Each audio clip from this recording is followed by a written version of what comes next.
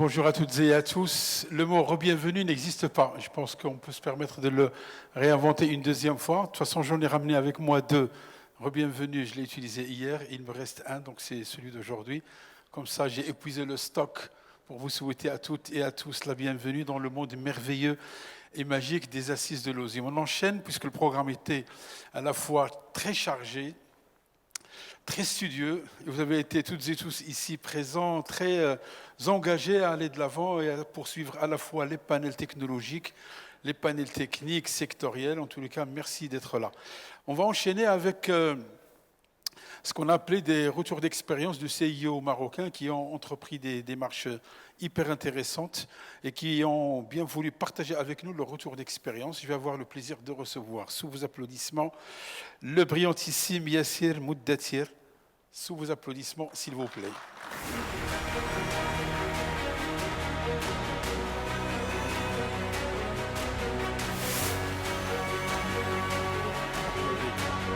Yassine Mahbabi. Merci, c'est Hassan. Alors Yassine Mahbabi, je rappelle que tu es aujourd'hui DSI au niveau du groupe Sanlam, mais avec un parcours qui dépasse celui de 15 ans, 20 ans d'expérience sur la gestion des systèmes d'information, sur le montage et l'élaboration et le déploiement de projets technologiques. Aujourd'hui, quid de la transformation digitale au niveau de Sanlam Group? Bonjour tout le monde. Peut-être une petite rectification rapide. Je suis le directeur de la Solution Factory de Sanlam Maroc, qui est une filiale de Sanlam Group. Okay. Et je vais revenir plus dans le détail par la suite. C'est quoi cette Solution Factory et pourquoi nous l'avons créée?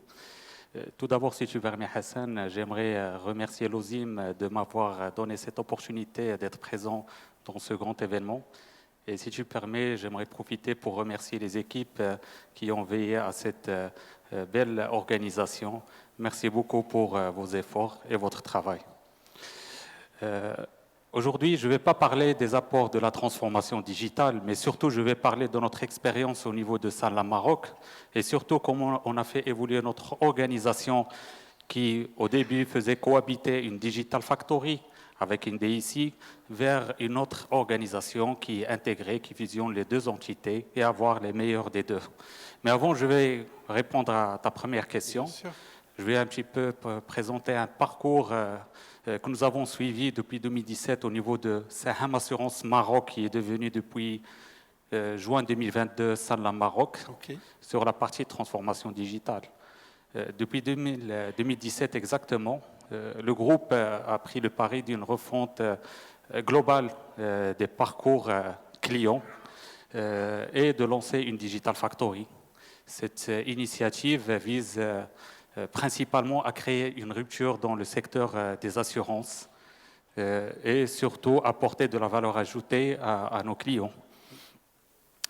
Donc c'était une belle initiative qui a mobilisé tout le monde, qui voulait réinventer les parcours, les process, les outils, les solutions, en impliquant toutes les parties prenantes, notamment les utilisateurs internes, nos partenaires. On s'appuie sur beaucoup de partenaires externes, notamment les prestataires dans le secteur de l'assurance, les garagistes, les médecins, ainsi de suite, nos intermédiaires, nos points de vente, nos agents, pour répondre à un seul principal objectif et avec un seul mot d'ordre, faciliter la vie à nos assurés.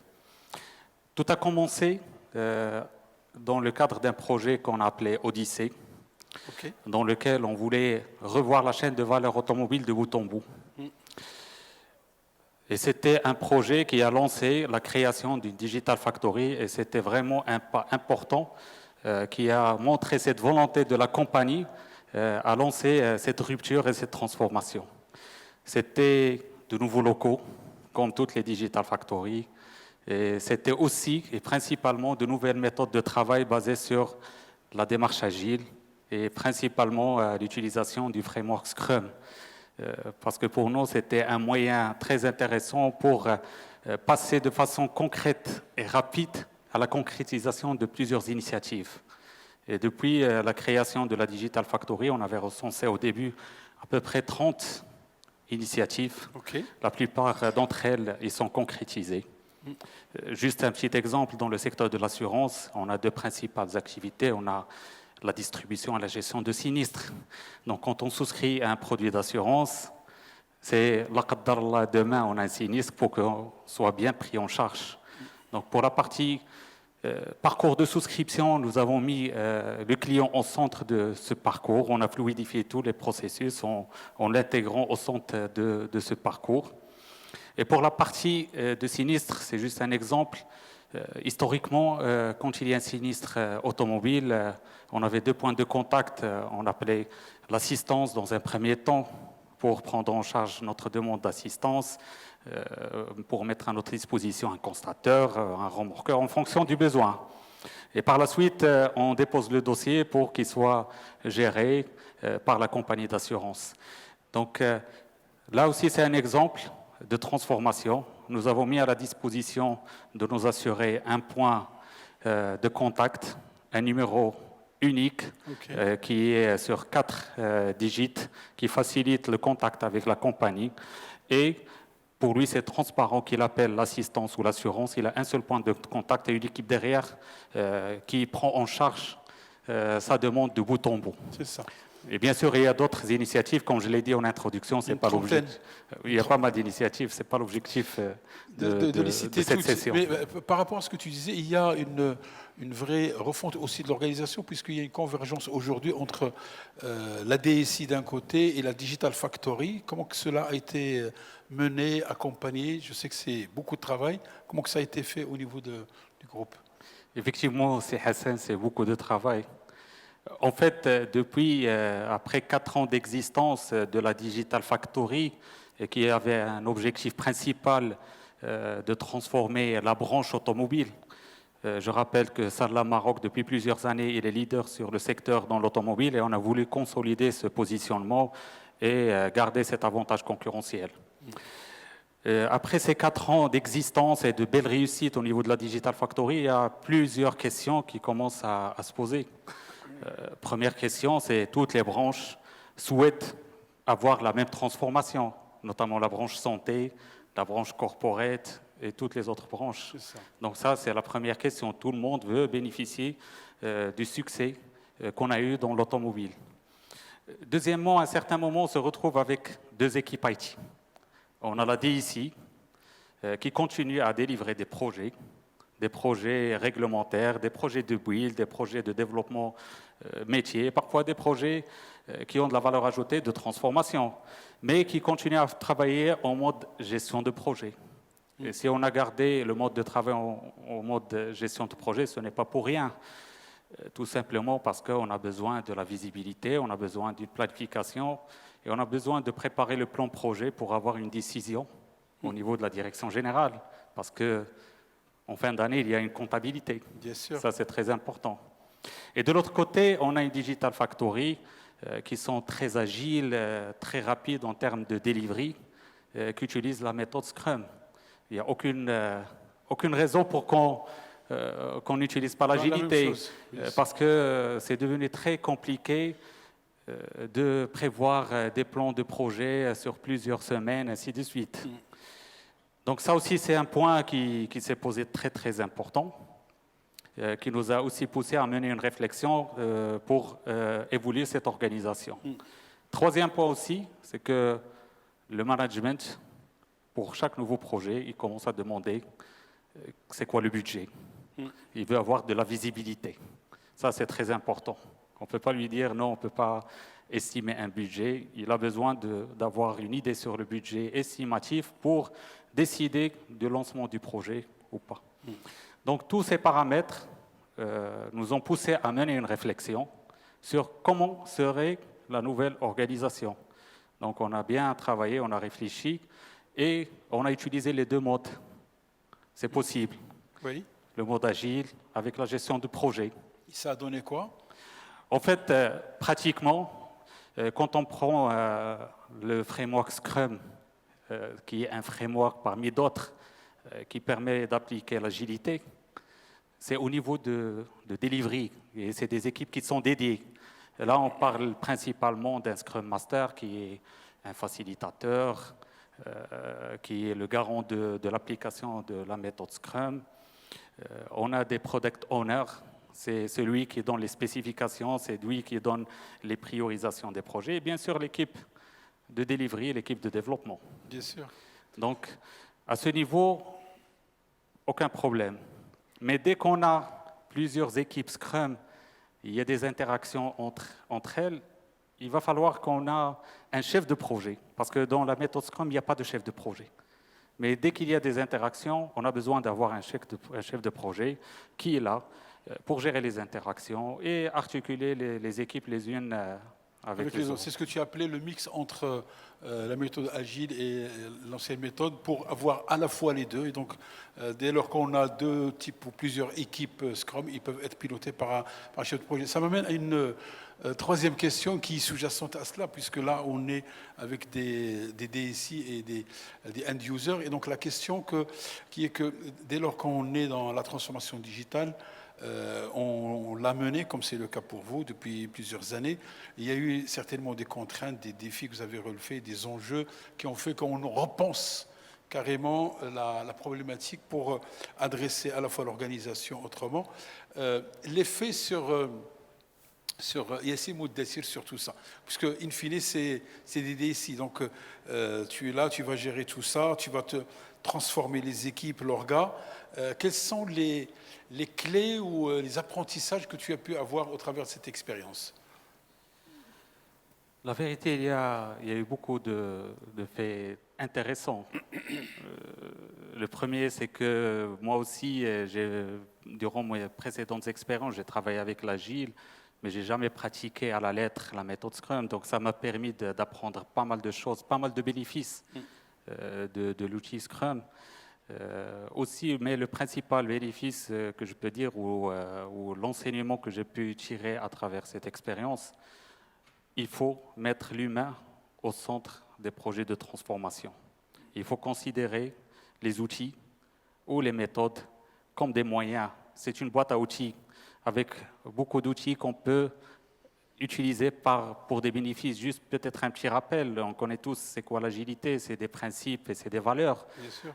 Il y a un certain nombre de valeurs, c'est la collaboration, c'est le fait de sortir très rapidement des produits, c'est de mettre l'humain plutôt que les process et avoir cette possibilité à s'adapter. Donc c'est des valeurs. Et il y a des outils. C'est une boîte à outils, donc il faut utiliser ces outils pour répondre à ses besoins et ses valeurs. C'est ça ce qui est très important parce que peut-être dans un projet, on a respecté à la lettre la méthode et ça réussit. Ça veut pas dire forcément que ça allait réussir dans un autre contexte parce que c'est pas les mêmes personnes, c'est pas le même contexte, c'est pas les mêmes contraintes. C'est pour ça qu'il faut mettre de l'intelligence humaine dans ces projets. Oui. Donc ça, c'est très important et c'est parmi les choses qui m'ont marqué dans cette expérience. D'autant plus que tu parlais d'une trentaine d'initiatives, je pense et j'imagine que d'initiative en initiative, il y a à chaque fois de nouveaux apprentissages. Donc on fait, on défait, on refait et c'est un apprentissage. Alors tu as assisté avec nous aux assises de l'OSIM depuis avant-hier. Et donc l'idée c'était de parler de la Digital Nation, là au travers de ton expérience, de ce que tu as vu, entendu, les échanges auxquels tu as pu participer. Si tu devais nous donner 3 ou 4 éléments clés à retenir pour à la fois que la transformation digitale au niveau des entreprises puisse aller de l'avant et pour qu'on puisse être en phase avec la Digital Nation. Peut-être, si Hassan, je vais me répéter et je vais redire ce que j'ai vécu sur le terrain. Oui. C'est vraiment l'humain. C'est cette capacité à s'adapter au contexte. Il ne faut pas qu'on soit très rigide face à des situations où on dit voilà, on doit appliquer ça à la lettre. Moi, je dirais principalement ça, c'est C'est une question de mindset, de formation, d'accompagnement. C'est surtout de mindset et aussi de collaboration. Parce qu'un des défis que nous avons rencontrés quand on a mis la gestion de projet au sein des équipes Scrum, c'est qu'il faut que le chef de projet donne de la liberté aux équipes. Parce que les équipes Scrum, ils sont très rapides. Rien ne peut battre les équipes Scrum dans la livraison. Ouais. Mais de l'autre côté, les équipes Scrum, ils doivent comprendre qu'il faut donner de la visibilité. Donc moi, c'est surtout ce que j'ai vécu. Et la collaboration et mettre l'intelligence humaine au centre et au service justement de la transformation numérique et digitale. Exactement, et tous les autres aspects techniques, alhamdoulilah, on a des compétences sur le marché, on peut... On peut les avoir ou on peut ou les avoir en interne ou les acquérir au travers des startups marocaines qui existent. Exactement. En tous les cas, merci beaucoup Yassine Mouddassir. Je rappelle que tu es directeur de la solution Factory Sanlam Maroc. Merci pour ton éclairage. Même si les éclairages se font le soir, nous on a préféré le faire vers 3h30. Je vous invite à applaudir encore une fois Yassine Mouddassir. Merci beaucoup. Merci, c'est Hassan. Pas besoin de m'appeler. Ouais, bonjour, bonjour à toutes, bonjour à tous. Très ravie de vous retrouver. J'ai retrouvé une partie de notre chère audience à ces 6e assises ce matin lors d'un panel très très intéressant sur le e-gov. Alors, comme on dit, il y a le retour sur investissement, le ROI. Et maintenant, on est sur du ROX ou Retour of Experience ou Return on Experience. Et du monde des assurances, je vous invite à vous envoler avec moi au monde des avions. J'ai l'immense plaisir d'accueillir par Zoom depuis Paris Jean-Christophe Lalanne.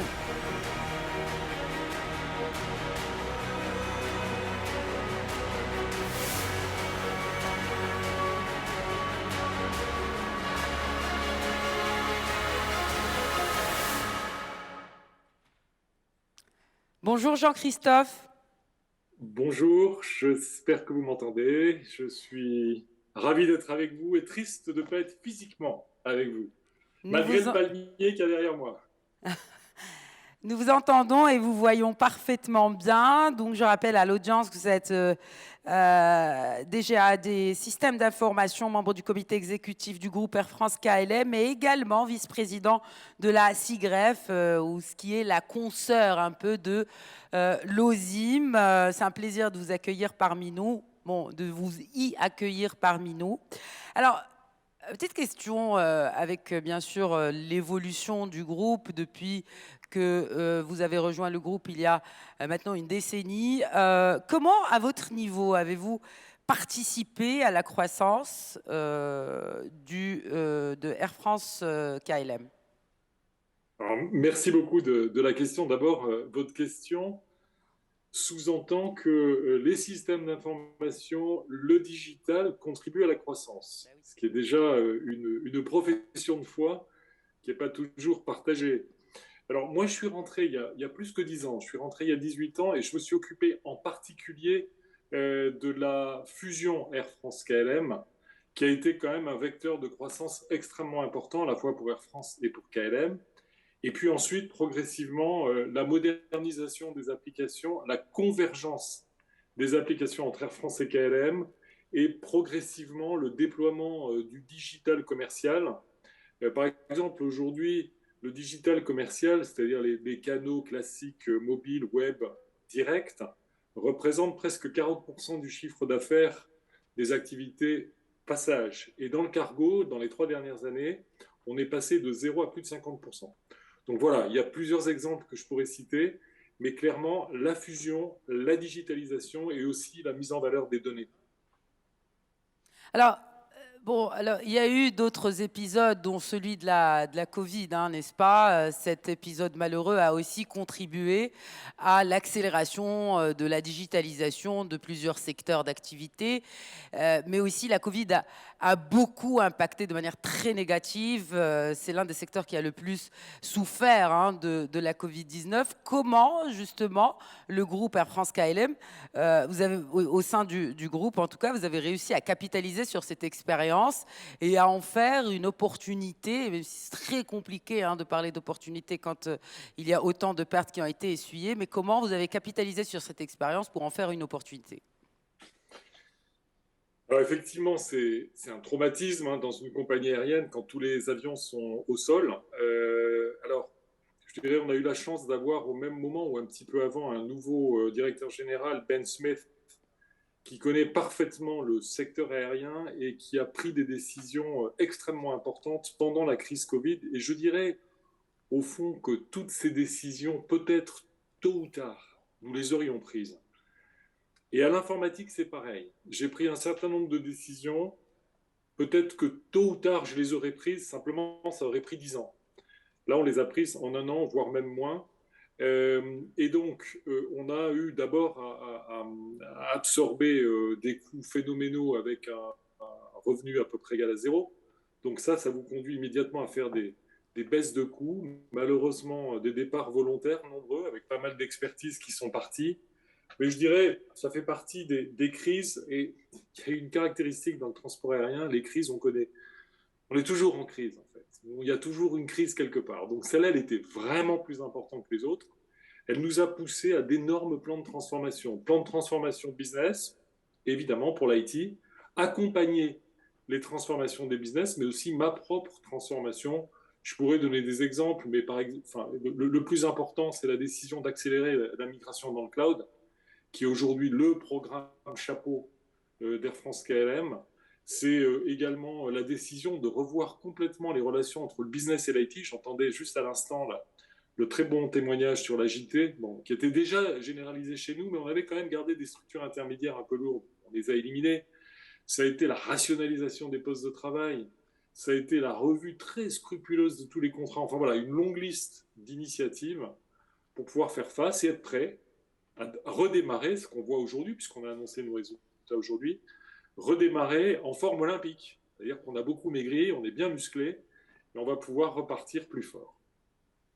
Repartir plus fort, certainement, on vous le souhaite. En tout cas, on le souhaite à tous les opérateurs du secteur de l'aviation, dont celui du Maroc, la Royal Air Maroc. Mais alors, l'actualité, c'est aussi, et d'ailleurs c'est l'une des raisons, je pense, pour lesquelles vous n'avez pas pu vous libérer pour être avec nous ici à Marrakech. Il fait très beau pour ne pas vous donner encore plus envie d'être avec nous.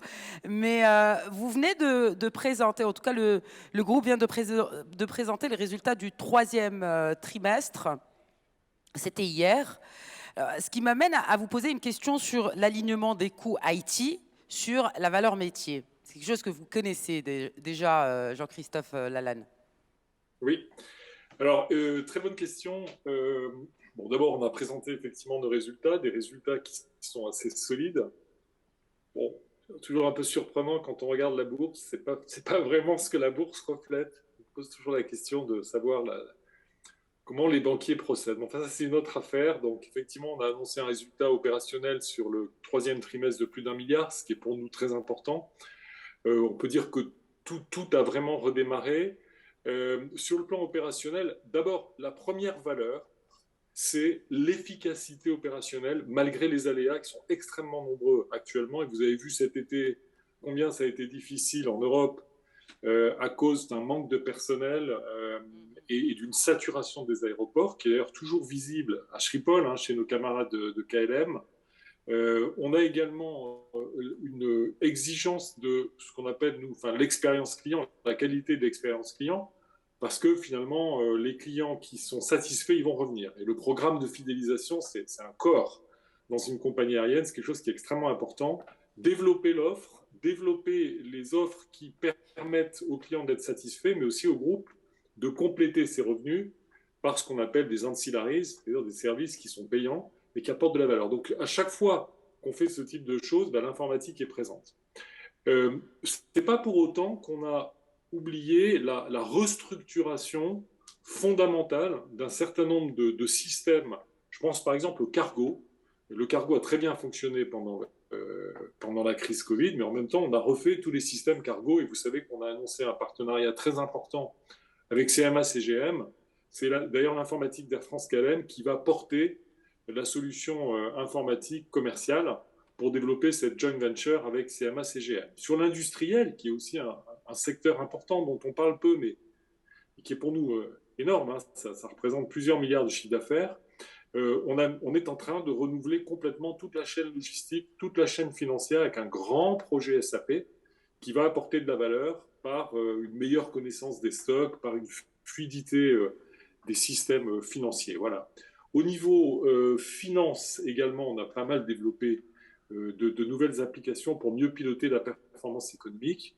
Et puis, bien évidemment, on a également les activités purement opération, sol, Donc là, il s'agit d'optimiser les vols, optimiser le carburant, toujours optimiser les plannings, les rotations, la capacité à bien gérer l'usage de nos avions. Un avion, quand il est au sol, il coûte cher. Un avion, il faut que ça vole. Et puis, dernier point, très important, vous savez qu'on a décidé de renouveler la flotte. On a sorti tous les quadrimoteurs, il y a plus de 747, il y a plus de 380.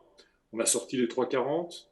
Progressivement, on sort les 330 et on fait arriver les 220, les 350 et puis bientôt les nouveaux 320 et les 320 Neo pour remplacer les 737. Donc toute cette fluidité de la flotte pour rationaliser la flotte d'un côté, faire des économies de carburant, moins polluer la planète, et ben à chaque fois, il faut que l'informatique suive pour accompagner l'évolution de cette flotte. Donc on est sur tous les fronts et en ce moment, c'est la discussion budget 2023. Évidemment, le cœur du débat, c'est quelle valeur apportent les projets informatiques et est-ce qu'on peut justifier d'une augmentation significative du budget informatique et digital? Oui, s'il y a de la valeur, et il y a de la valeur. Il y a toujours de la valeur. On arrive toujours à trouver de la valeur. C'est ce que vous défendez quand vous êtes dans un COMEX?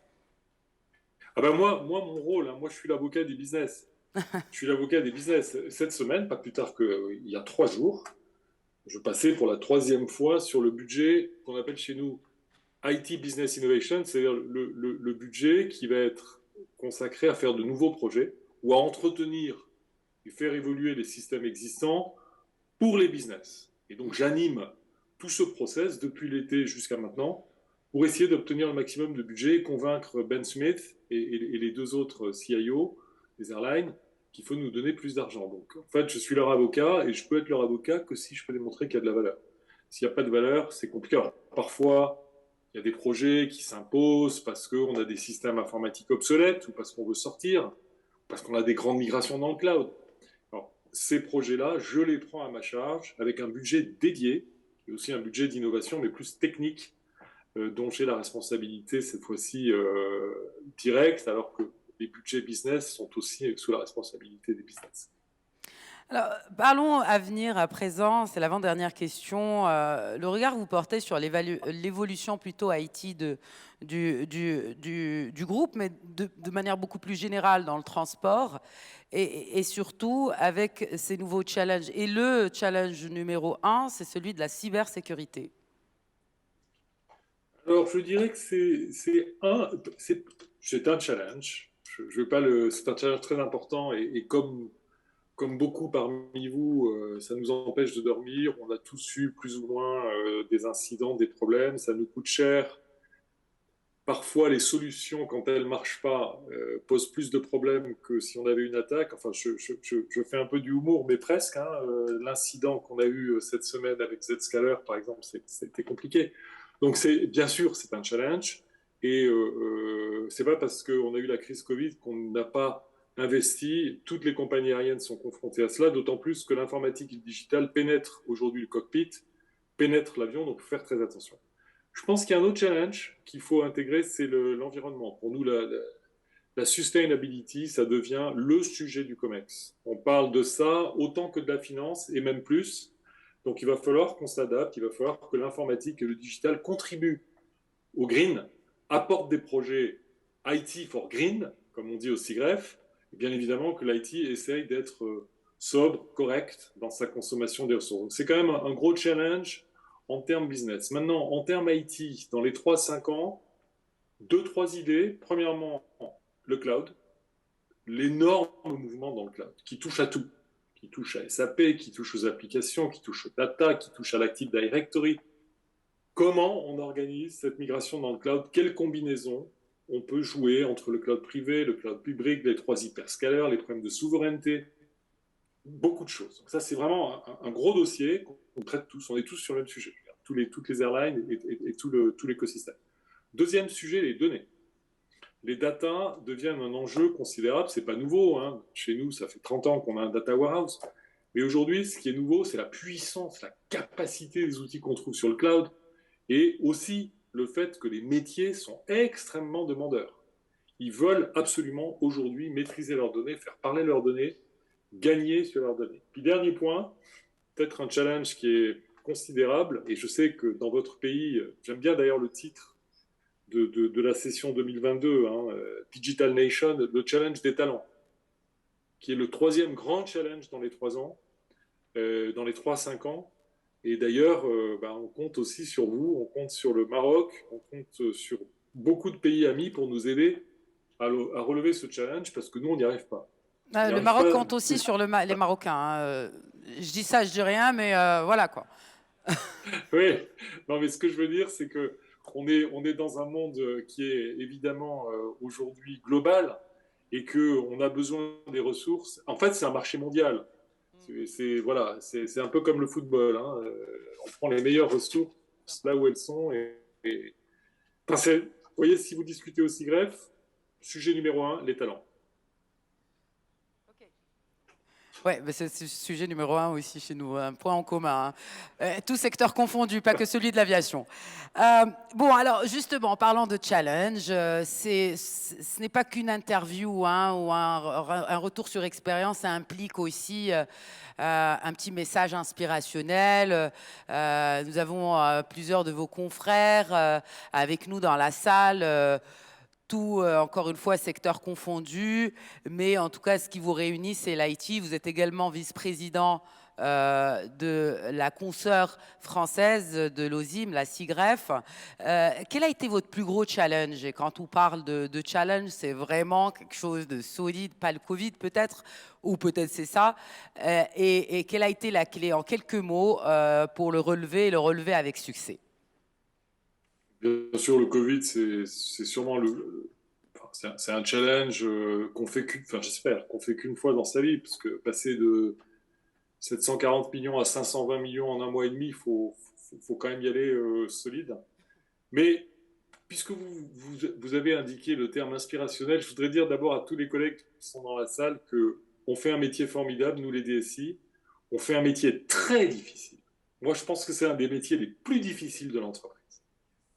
Parce qu'on passe du détail, c'est-à-dire que quand la vidéo ne marche pas, moi, Ben Smith, il va me le dire, à des sujets qui sont fondamentaux comme la cyber.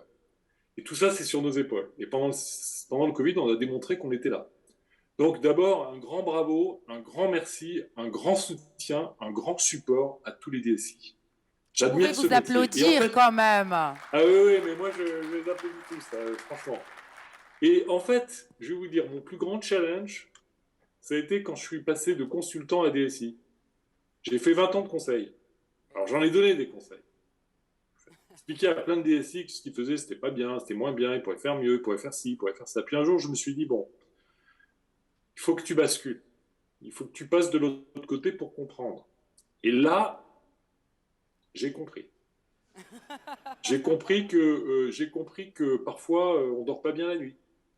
J'ai compris que le jour de la fête ou de l'anniversaire, on a un SMS sur son mobile parce qu'il y a un truc qui ne tourne pas. J'ai compris qu'on pensait dépenser 10, on va dépenser 100. J'ai compris qu'on espérait dépenser 100, on va avoir que 10. C'est la vraie vie, en fait. C'est une vie ingrate. Et comme disait un de mes collègues du CIGREF, à l'IT, silence is a compliment. Mais c'est vrai, malheureusement, quand il n'y a pas de bruit, c'est un compliment. Donc, le plus gros challenge, c'est d'accepter de passer d'un mode de conseil à un mode de doer. Donc, voilà, ce serait juste ça que j'ai envie de vous dire. Je suis très triste de ne pas être avec vous pour vous le dire de vive voix. Mais le CIGREF dans son ensemble, qui est représenté par des DSI, 150 DSI des plus grandes entreprises françaises, justement, on est une communauté, une collectivité aussi pour ça, pour se tenir dans l'épreuve. En ce moment, c'est l'énergie, par exemple, c'est un vrai sujet. Voilà, on essaye de se tenir et soutenir dans l'épreuve. Voilà. Super, on finit sur ce message de soutien, de collaboration, de fraternité. On sent vraiment, je partage avec vous un peu le côté émotionnel ou en tout cas un retour sur ce que j'ai ressenti moi personnellement en côtoyant toutes ces personnes présentes. C'est qu'elles sont très très contentes de se retrouver et on sent qu'il y a vraiment un esprit fraternel entre toute cette communauté de users IT au Maroc. J'imagine que c'est la même chose en France. Merci beaucoup Jean-Christophe. Merci d'avoir répondu à mes questions en toute spontanéité et d'avoir partagé avec nous aujourd'hui votre vision de la direction ici de manière générale et tout particulièrement dans le transport aérien. Merci. Très bien. Merci et bonjour à Marrakech. J'adore votre vie, comme tous les Parisiens. À l'année prochaine au Maroc. Très bien, avec plaisir. Inch'Allah. Merci. Bon, sans plus attendre, on va enchaîner avec la 4e story, CIO ou DSI, avec mon cher, et comme il aime bien le mot brillantissime, Hassan Sharaf. Merci beaucoup, Khadija. Merci beaucoup pour tout ce que tu fais, à la fois à l'échelle nationale et aussi pour cette cette 6e édition des Assises. Alors, tu as terminé avec une belle note émotionnelle et je ne peux pas m'empêcher de dire qu'ils sont tellement bons et beaux dans ce qu'ils font que dès lors qu'un ordinateur ou une application les voit, elle commence déjà par sourire. Et je pense qu'il n'y a pas de virus chez vous parce qu'un virus, quand il vous voit, il se dit « Waouh !» Faites attention, ils sont là, les bons, les meilleurs IT managers et transformers.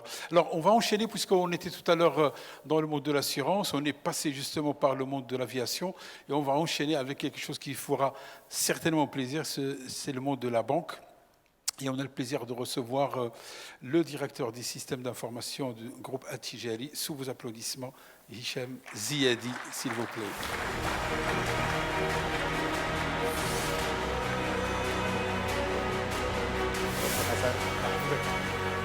Ça marche? Alors, ce qui est bien, c'est qu'il faut attendre jusqu'à ce que la musique s'arrête. Comme ça, on va créer une mélodie. C'est Hicham Marhababik dans cette 3e CIO Story. Je sais que tu es le directeur des systèmes d'information du groupe Attijari. Et la transformation digitale, certainement, qu'il a eu une histoire au sein du groupe. Si tu peux partager avec nous à la fois cette transformation, ses défis, sa genèse, comment elle a été conçue, pensée et mise en œuvre. Merci, c'est Hassan. Avant tout, je tiens à remercier l'audience qui est présente en force aujourd'hui. Je pense qu'elle est très représentative de l'écosystème qui œuvre et qui supporte l'ambition digitale du Maroc. Également un mot pour mon prédécesseur. Franchement, il était très inspirant. Ça va être compliqué de faire mieux, je pense. D'ailleurs, je lui envoie un petit message. Invitez-moi à votre prochain SIGREF pour que je recrute quelques Français qui veulent un peu changer. La grisaille, ça doit aller dans les deux sens. Ouais. Donc la transformation digitale de la banque, c'est pas quelque chose qui date de 2 ou 3 ans, c'est une longue histoire. Et on peut la caractériser en 3 étapes. Okay. Première étape, une étape, disons, d'échauffement et d'exploration. Une deuxième étape que j'appellerais de révolution. Et puis une troisième étape de scale-up. Okay. Alors la première étape d'amorçage a démarré vers le 2012-2013. Donc c'était un projet tout à fait classique de banque. À l'époque, on ne parlait pas de digital, on parlait de banque multicanal ou de banque à distance. Donc c'était un projet comme un autre où il fallait rénover les frontaux digitaux de la banque, mettre une touche de mobile, mettre des choses un peu plus propres et un peu plus industrialisées que ce qu'il y avait auparavant. Donc c'était une étape, disons, où on découvrait un peu les méthodes agiles. Il faut dire aussi que les banques, il y a beaucoup de legacy, donc c'était aussi l'arrivée de toute la partie nouvelles technologies, Java J2E, etc. C'est ça. Les méthodes agiles, comme j'ai dit, il y avait 1, 2, maximum 3 squads qui collaboraient pour construire ces solutions digitales. Et en termes d'adoption, on était dans les 10% de transactions qui transitaient par le canal digital à l'époque. Et même la note, et c'est quelque chose que nous regardons de très près et quasiment tous les jours, de l'application, on était dans les 3,9, maximum 4 sur 5 quand on regardait les stores. Donc, passé cette phase, disons, d'échauffement, 2016, il y a un nouveau plan stratégique qui est lancé, un nouveau schéma directeur qui est lancé. Et là, il y a une nouvelle dynamique qui est instaurée et qui est portée par le président lui-même dans une initiative de transformation. Ok. Pourquoi je l'appelle révolution? Parce que tout simplement, on a fait une véritable rupture à plusieurs niveaux. Alors le premier, d'abord, c'est l'approche produit. Jusqu'à là, et d'ailleurs comme tout l'écosystème de l'époque, c'était un peu la course à la fonctionnalité. Celui qui va délivrer et afficher dans la presse comme quoi il a fait telle ou telle fonctionnalité et tout le monde, excusez-moi le terme, s'en foutait de est-ce que la fonctionnalité était consommée ou pas par les utilisateurs. Alors ça, c'est typiquement ce qu'il ne faut pas faire dans le digital. Donc déjà, il y a eu une prise de conscience. Comment ça se fait qu'on ait investi autant pour 10% seulement de flux transactionnels qui transitent par le canal digital? Donc là, c'est toute une nouvelle approche en termes de build, en termes d'approche métier de ce qu'on délivre. Et là, on est passé de 10 à 60% en termes de flux transactionnels en quelques années. Voilà. Donc ça, c'est la première, disons, la première révolution, parce qu'il y a une prise de conscience que le digital, c'est d'abord le business, avant que ce soit la technologie. Exact. Deuxième révolution, c'est que une fois on a fait la façade, donc toute l'application mobile, les portails, etc., on sait que derrière, on a un legacy et technologique et de process. Et donc, partant de ce constat, la banque a engagé un plan de transformation tout court. Je ne parle pas de transformation digitale, mais de transformation tout court de sa banque de détail. Et donc, il y a eu un gros programme qu'on appelle le nouveau modèle relationnel, qui a consisté à transformer la force commerciale qui fait face aux clients. C'était en quelle année, Hicham? Donc ça, c'est 2016. Ok. Donc c'est ce que j'appelle la révolution, c'est 2016 jusqu'à 2020-2021, Ok. avec une parenthèse Covid que je vais essayer de décrire. Donc, un grand plan de transformation, comme je dis, des métiers eux-mêmes, qui se remettent en question leur façon d'adresser le client. Et bien sûr, il en a découlé un certain nombre de chantiers IT qui ont touché cette fois-ci la profondeur du système d'information. Et donc, ce n'est que boucler la boucle quelque part. C'est-à-dire, on a une belle façade, ok, mais derrière, il faut que ça compile bien avec tout ce qui est process et tout ce qui est... D'ailleurs, dorénavant, on parle de parcours et non plus seulement de process. Le process. Et donc, pour pouvoir faire ça, il y a une autre révolution qui a vu le jour chez nous, c'est toute la méthode agile. Je sais que c'est un thème qui a été abordé et réabordé. Et c'est toujours magique hein, quand on décrit ce que ça permet de faire, surtout quand on le fait correctement. Mais en tout cas, de notre côté, on est passé de 2 squads à peu près 15 squads. Et pourquoi cette phase en particulier est une révolution? Parce que le métier a compris que c'était efficace. Et donc, de lui-même, il a commencé à plébisciter l'IT pour venir s'installer chez l'IT, pour travailler main dans la main, pour construire cette fois-ci des parcours, comme je disais, et non plus juste des fonctionnalités. C'est ça. Troisième révolution, c'est la technologie. Alors, pour pouvoir faire tout ça, en première phase, on a fait un peu de Java J2E. Très bien, donc on a un peu modernisé le SI. 2016, donc, comme je disais, il y a le schéma directeur, se poser des questions. Alors, quelle refonte on va faire de notre SI? Et il y avait plusieurs options, de la moins audacieuse à la plus audacieuse.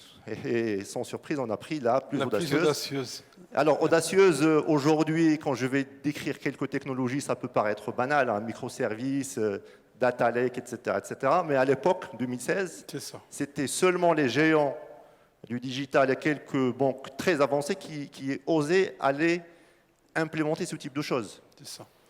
Donc, il y a eu quelques tractations au début, on a tranché et on a adopté ces technologies, avec bien sûr tout le risque que ça comporte, parce qu'on peut nous engager dedans et être soit dans une mauvaise implémentation, soit ne pas trouver les ressources. Enfin, il y avait plein de risques qu'on a voulu prendre volontiers et ça s'est avéré payant. Donc, je dirais cette phase, disons, révolution. Jusqu'à quelle... Alors, on peut dire jusqu'à 2021-2022, mais il y a eu la fameuse parenthèse Covid. Oui. Donc, qui est arrivée, c'est plus qu'une parenthèse, on va dire, c'était un changement de priorité. C'était un chapitre, voilà, qui s'est rajouté de lui-même et qui nous a fait d'ailleurs beaucoup de bien, parce qu'il y a des sujets que qui était dans les cartons depuis 10 ans, plus que 10 ans, qui ne voulait pas voir le jour, et tout ce qui était télétravail par exemple. Avant le Covid, on discutait encore, est-ce qu'on autorisait un administrateur système à se connecter des fois le week-end pour ne pas l'obliger à se déplacer? Et on passe de ça à tout le monde sur le télétravail, etc. Donc ça nous a fait beaucoup de bien. Le côté réglementaire aussi, ça s'est beaucoup assoupli. L'entrée en relation full digitale n'aurait jamais été possible maintenant s'il n'y avait pas le Covid, parce qu'il y avait plein de considérations réglementaires. Donc ça nous a permis vraiment de faire des pas de géant sur ces aspects. Voilà, donc ça c'est la phase disons... Des vraies révolutions jusqu'à 2021. Alors, en 2022, il y a une phase de projection. Comment vous l'imaginez, cette transformation 2022? Aujourd'hui, je vais décrire brièvement, effectivement, où nous en sommes aujourd'hui, ce qu'on compte faire. C'est ça. Il y a un aspect que j'ai oublié de décrire en filigrane, c'est tout le côté APIisation du SI. Première étape, on était dans entre 50 et 100 endpoints exposés en mode API. Deuxième phase, jusqu'à 2019-2020, on était dans les 600 à 800 endpoints. Aujourd'hui, on est à peu près 1500 endpoints. Et c'est quelque chose qui est KPIisé, qui est suivi même au niveau de la direction générale. On rend compte sur le niveau d'APIisation de notre système d'information. En termes de squad, on est à 35 squads aujourd'hui. Donc, prospectivement, qu'est-ce qu'on va faire? Donc, aujourd'hui, il faut savoir qu'on lance un nouveau plan stratégique banque qui s'appelle Ambition 2025, toujours en parallèle d'un schéma directeur pour que les choses aillent en parallèle. En parallèle, tout à fait. C'est vrai qu'avec les crises qui se sont succédées, il est difficile de se projeter d'une façon certaine sur une feuille de route, etc. Mais on sait qu'il y a un certain nombre de constantes. Et là, on peut parler d'enablers. C'est-à-dire, au lieu de dire « je vais faire tel et tel parcours », oui, je vais le faire, mais surtout, je tiens à construire en même temps un enabler réutilisable en cas de surprise. Et on sait que parmi ces enablers, on peut parler d'APIisation. Donc on va continuer à APIiser encore davantage jusqu'à arriver, on ne va jamais arriver à 100%, ça serait illusoire de le dire ou de le croire. Mais en tout cas, d'APIiser le maximum de ce qu'on peut APIiser. C'est ça. Il y a tout ce qui est cloud donc le mouvement Go to Cloud et tout ce qui est DevSecOps. Alors tout ça, pourquoi? D'un point de vue business, on sent que c'est le moment des écosystèmes. Aujourd'hui, la banque opérait un peu dans son coin, et d'ailleurs c'est valable pour tous les business, et un peu révolue. Aujourd'hui, c'est l'ère des écosystèmes, de ce qu'on appelle dans la banque l'open banking, et ce n'est que grâce à ces 3 piliers, donc la partie APIisation, cloud, et je ne vais pas parler de la data, qu'on peut vraiment relever ce type de défi pour le futur. Exactement. Alors, moi, ça m'amène à, quand tu parlais d'écosystème, Tijari Wafa Bank n'est pas qu'au Maroc, elle est aussi en Afrique, et donc il y a certainement une dimension que vous gérez. Comment que c'est envisagé, comment que cette transformation digitale aussi intègre la diversité des pays dans lesquels Tijari existe? Merci pour la question. Avant de parler, je vois donc c'est la dimension africaine, mais d'abord au Maroc. Il faut savoir qu'aujourd'hui, les équipes qui travaillent sur ces transformations, donc entre l'IT, équipe de transformation, data, innovation, organisation, si je compte les internes et les externes, on est à peu près 800 personnes qui travaillent sur ces sujets.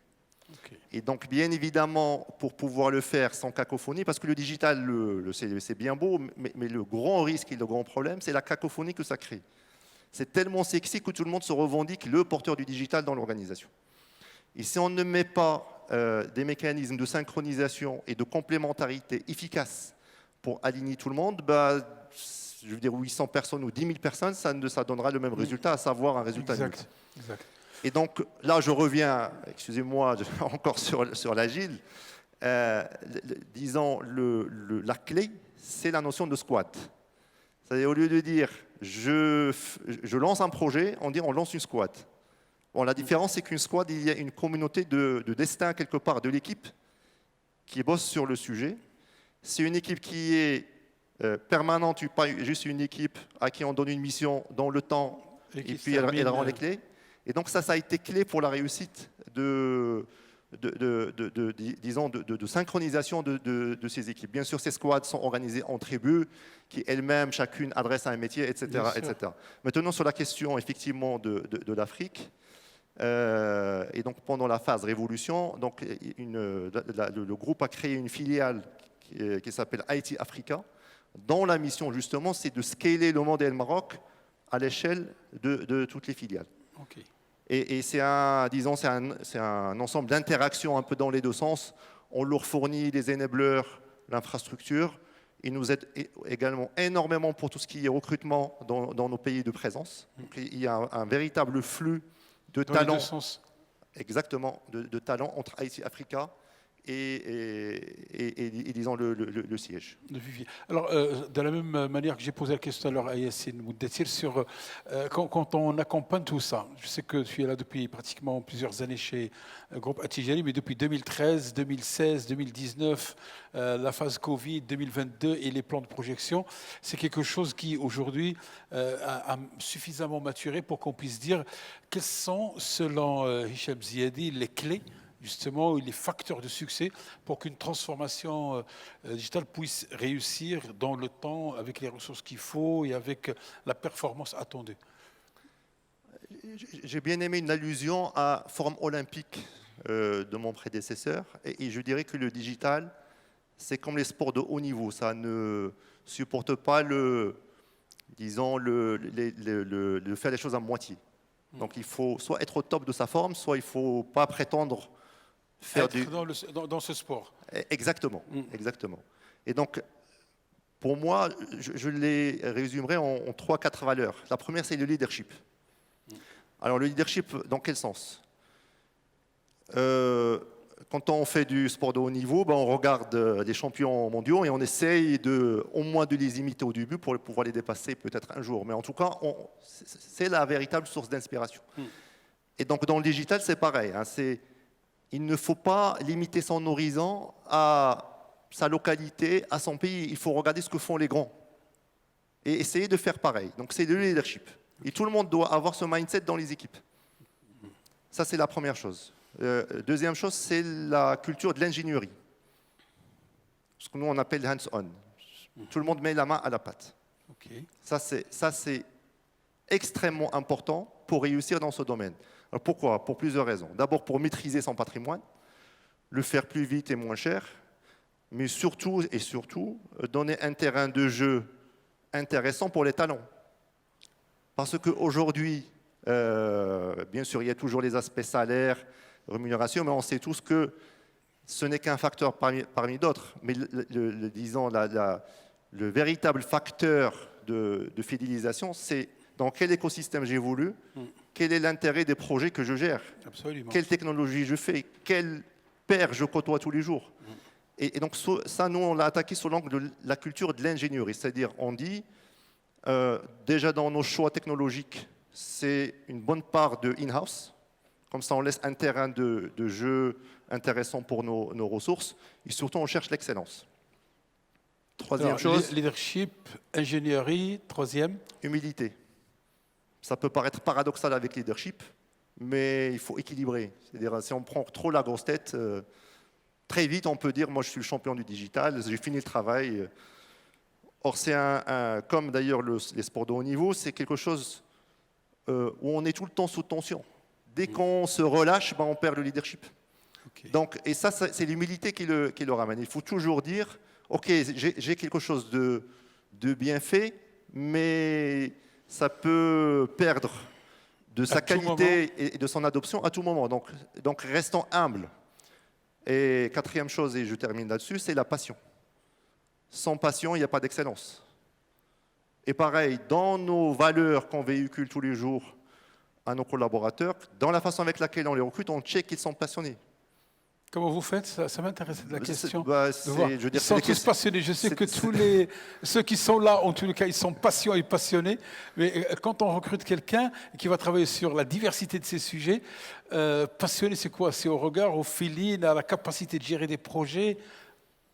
C'est quelque chose qui aussi peut intéresser nos DSI ici Je ne veux présents. pas dire qu'on cherche les obsédés du sujet, mais presque. C'est-à-dire il faut que Habité par le sujet, etc. Exactement. Ok. Ça fait les meilleurs collaborateurs, les meilleurs talents. Et quand on construit une masse critique de gens passionnés, bah, il y a tout un cercle vertueux qui s'installe et qui commence à être attractif de lui-même. Donc ces 4 valeurs sont vraiment clés dans la façon avec laquelle on mène nos sujets, dans la façon avec laquelle on fidélise, dans la façon avec laquelle on recrute. Et c'est quelque chose qui nous guide tout au long de notre aventure de transformation digitale et même au-delà. Alors ça, c'est pour réussir la transformation digitale. 3 mots qui, pour toi, symbolisent les assises de l'OSIM 2022. Comment tu les as vécues, senties? Est-ce qu'il y a lieu de partager aussi, comme dernier message à la communauté OSIM? Bon, allez, je vais les improviser. Cette question n'était pas préparée. Hein. Oui, bien sûr. Ça, c'est les questions pièges. Moi, je pense richesse, Oui. richesse, inspiration et espoir. Voilà, donc sur le mot espoir, richesse et inspiration, on remercie vivement et chaleureusement Hicham Ziadi pour ton message. Merci beaucoup, Hicham. Merci. Et